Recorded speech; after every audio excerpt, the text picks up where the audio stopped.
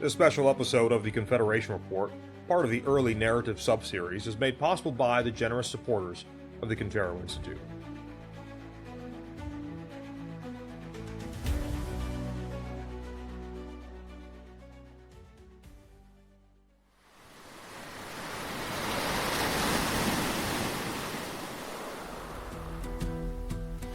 Before he was John Cabot, he was Juan Cabot, a name scribbled in Venetian records in 1476. A merchant, a developer, perhaps even a dreamer, Giovanni Cabot's life would defy simple telling. His was an era of shifting empires, dangerous voyages, mystical maps, a time when the world itself was being redrawn. Though history remembers him for a single daring voyage in 1497, Cabot's story spans bustling Mediterranean ports, failed engineering dreams, the court intrigues of Spain and England, and a stubborn hope that across the Atlantic lay a gateway to Asia. What he discovered instead was something else entirely. Born sometime before 1450, Giovanni Cabot grew up in a world of trade. Venice, with its mercantile wealth and sprawling influence, offered countless opportunities for a man with wit and ambition. By 1476, he had earned the right of Venetian citizenship, a status requiring 15 years of residence. He was married to a Venetian woman named Matea, and together they had 3 sons. His commercial ventures were varied. He traded hides, sold a slave in Crete, which is as despicable as it sounds, and dabbled in real estate development in both Venice and Chioggia. Cabot's early life, though prosperous, would soon be overtaken by debt. By 1488, he fled Venice, pursued by creditors, and he and his family disappeared from public record for a time. When he resurfaced, it was in Valencia, Spain, another city of water and wealth. In Valencia, Cabot dreamed big. He partnered with a Basque merchant named Gaspar Rull and proposed constructing an artificial harbor for the city. Their idea caught the attention of none other than King Fernando of Aragon, who, along with Queen Isabel of Castile, had just dispatched Christopher Columbus on his fateful journey across the Atlantic. With royal encouragement, Cabot tried to secure funding for the harbor, but by March 1493, the project collapsed under the weight of cost and skepticism. Undeterred, Cabot appeared in Sevilla the following year, pitching another grand idea: building a fixed bridge linking the city to its maritime center on the island of Triana. The proposal came at a pivotal time. Columbus had returned from his voyage, mistakenly believing he had reached Asia, and Sevilla was emerging as Spain's Atlantic trade hub. If Cabot's bridge succeeded, it would be more than infrastructure. It would be a gateway to empire. But once again, execution failed to match ambition. By December 1494, Sevilla's leading citizens were outraged at Cabot's lack of progress and demanded that he be banished. Whether he left voluntarily or under pressure, Cabot slipped out of view once again. Cabot's next act began in England. On March 5, 1496, King Henry VII granted him and his sons letters patent authorizing them to sail under the English flag in search of unknown lands not possessed by any Christian prince. This grant was unusual.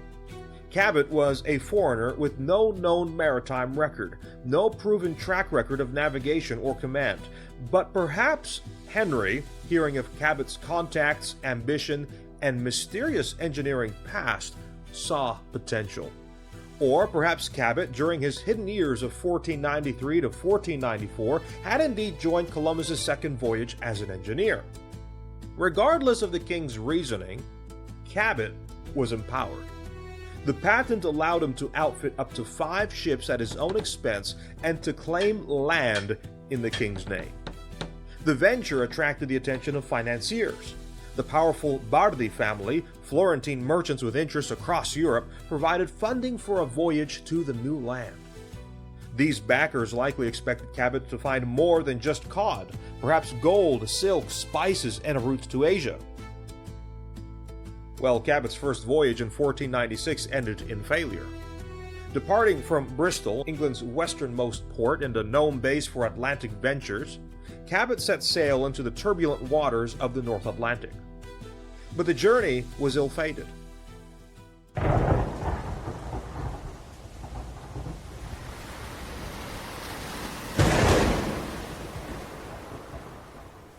Fierce storms and possibly the limitations of medieval sailing technology forced him back. No first-hand records remain of this voyage. Only whispers in merchant letters and disappointed financiers remind us that Cabot had tried and failed. Yet failure did not stop the man. In May 1497, Cabot tried again. Aboard a small ship called the Matthew, with a crew of perhaps 18 to 20 men, he set out once more from Bristol. The Matthew was no grand vessel, by modern standards barely more than a large fishing boat. Its name may have been chosen in honor of Cabot's wife, Matea. No logbook survives, and no names of the crew are recorded. All reports of this voyage are second-hand, and for centuries the world knew of it only through hearsay.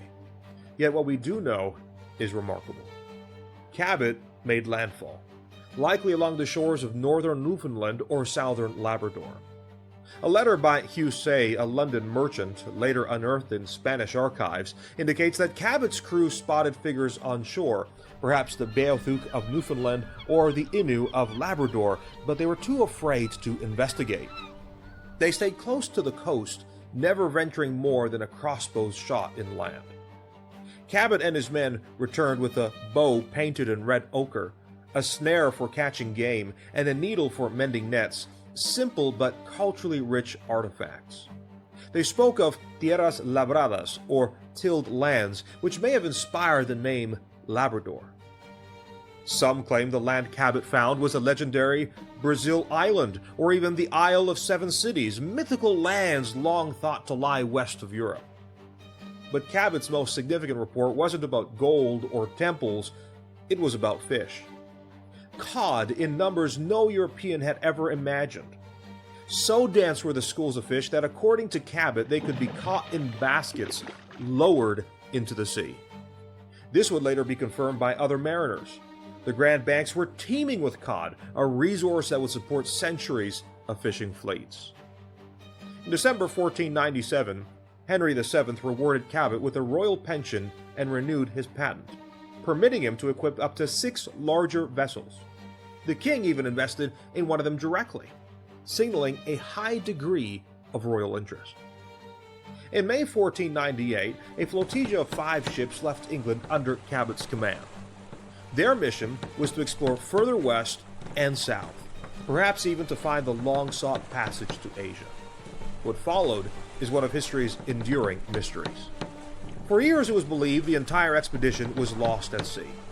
Chronicler Polydore Virgil reported as much, and this view prevailed, but a map by Juan de la Cosa, a Spanish cartographer and companion of Columbus, tells a different story.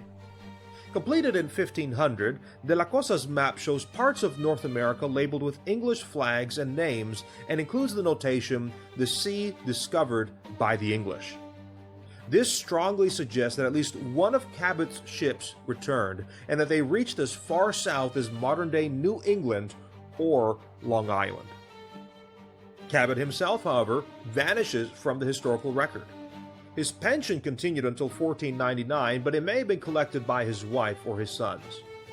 Whether he died at sea, succumbed to illness upon return, or lived out his final years in obscurity is unknown.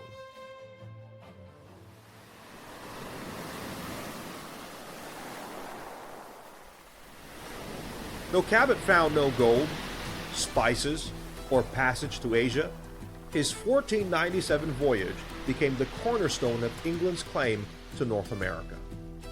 At the time, few appreciated the significance of what he had done. His own interests and those of his backers lay in commerce, not cartography. The new world they stumbled upon was seen as a barrier to Asia, not a destination in itself. Yet Cabot's discoveries would open a door for others. English, French, and Portuguese fishermen flocked to the Grand Banks for centuries.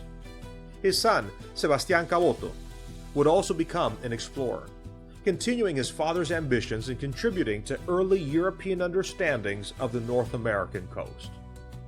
Cabot's voyages marked a turning point in European exploration. They shifted the axis of exploration from southern Spain and Portugal to northern Europe and helped sow the seeds of English imperial expansion. Though overshadowed by Columbus and da Gama, John Cabot's contribution remains foundational to the history of Canada, the Atlantic fishery, and the early English presence in the New World. He that would sail into the west must turn his back to the sun, the old sailors used to say. John Cabot did just that, and in doing so, he turned Europe's eyes toward a continent that, while not the Asia of his dreams, would become the center of new empires, new nations, and new hopes.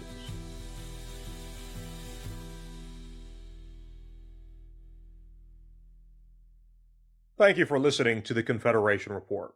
My name is Stephen Martins, Director of the Cántaro Institute.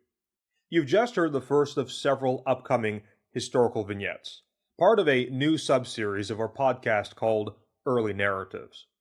If we're committed to advancing the Christian worldview, fulfilling the cultural mandate, exercising godly dominion, and cultivating creation into a faithful civilization, then we need to look to past examples, learn from man's historical missteps, approach our cultural moment with biblical clarity, and embrace our history rather than revise it.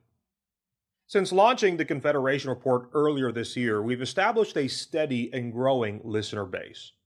Now, we're preparing to broaden our scope and diversify our content.